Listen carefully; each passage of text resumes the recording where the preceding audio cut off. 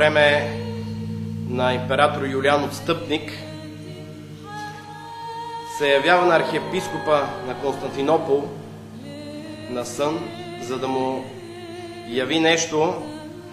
от което да предпази християните, а именно, че за да се подиграе императора с християните, нарежда тогава, през първата седмица на поста, когато знае, че християните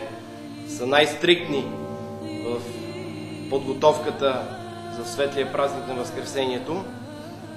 нарежда всички плодове на пазара да бъдат поръсени с кръв от идолски жертви.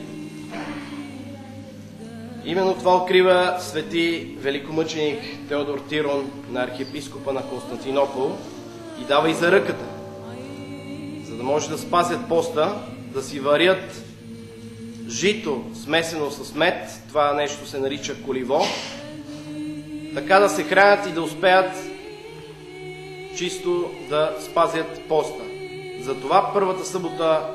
на Великия пост празнуваме паметта на свети Теодор Тирон. Наред с това обаче,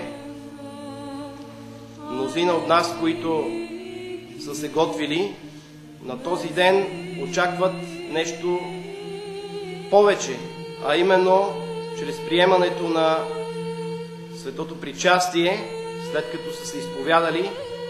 да получат прошка за греховете, за които са се разкаяли пред Бога.